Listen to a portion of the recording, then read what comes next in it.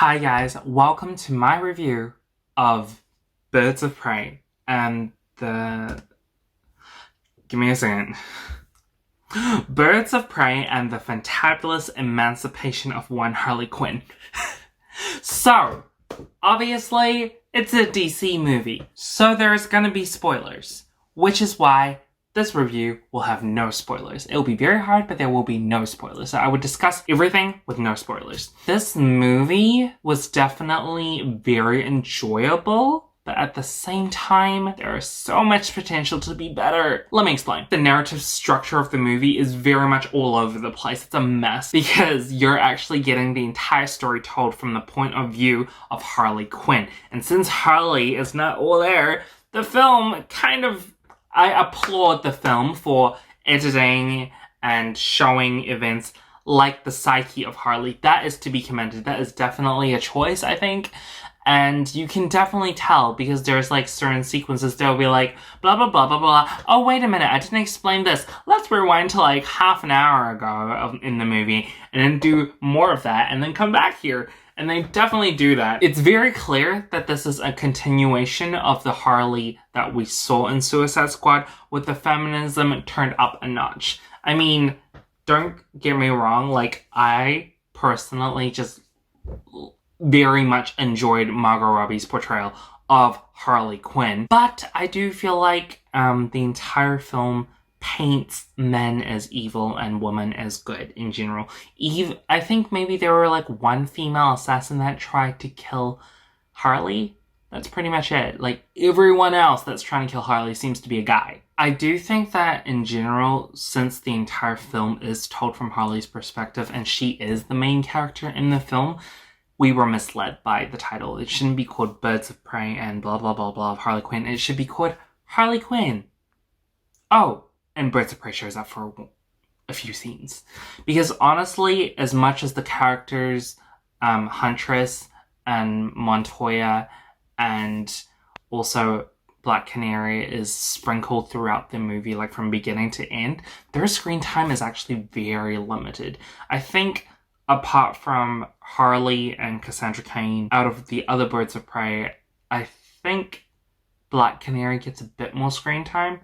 Definitely a lot more screen time than Huntress, and Montoya probably gets more screen time than both Canary and Huntress. Now, saying that as well, for people who knows, I have watched Arrow, and I do watch Arrowverse shows in general. I've definitely grown with the characters Black Canary and Huntress that were shown on Arrow. Now, Huntress showed up in season 1 of Arrow, and Black Canary showed up in season 2 of Arrow and has basically been a permanent fixture. So obviously, I do have that knowledge of what the characters were like in another iteration. I did very much like how they were portrayed here. I like how Black Canary is now a singer, and I really enjoyed Canary's fight choreography, and I was very much sad that she only used her canary cry once. And no, this is not a spoiler because it's in the trailer. With Huntress, I really love her crossbow skills, and I did really enjoy her like rage issues that she has, like of the screaming and the killing, because she was basically a mobster's daughter, so she's pretty hardcore. Now, I was really sad that Harley's hyenas, Bud and Lou, weren't in the movie. So instead, she has one hyena, and the hyena's named Bruce. They didn't really use the hyena much. I mean, I get it, like CGI is expensive, but at the same time, if you're not gonna have it do anything, why have it in the movie at all? You could have just not had it for like most of the movie, and then at the end of the movie, before the movie ends, she gets both hyenas. Be like, oh, hyenas, yay, they'll be great. But no, she had one hyena, and that hyena did nothing. Now, in terms of Cassandra Cain, I did a tiny bit of research. So apparently in the comics, she becomes Batgirl or Batwoman? Batgirl. I think she becomes Batgirl eventually. I do not see this version of Cassandra Cain being Batgirl at any time. I do have to say, her, like, what she did with the diamond was stupid. So stupid. I get it, like, for the point of the movie, that she had to do that so that there would be a movie, but at the same time, why? I very much enjoy the humor in the movie. Some of it was a tad much for me, but at the same time, yeah. I was actually quite surprised with the violence in the movie. That crap is definitely bloody. I think it definitely earned its R rating. Now, when it comes to Black Mask, which is one of the most well-regarded Batman villains, first of all, love Ewan McGregor, the actor. If you don't know who he is, please, by all means, he's one of the best things of the Star Wars prequels. He did a very campy job of being Black Mask, and I don't like how they took his character probably for the last 20 minutes of the movie. I was like, why did you do that? Like, is that it? Really? That's Black Mask. Really? That's it. So, it was a wasted opportunity, definitely. Like, why would you waste Ewan McGregor like that? He was really great.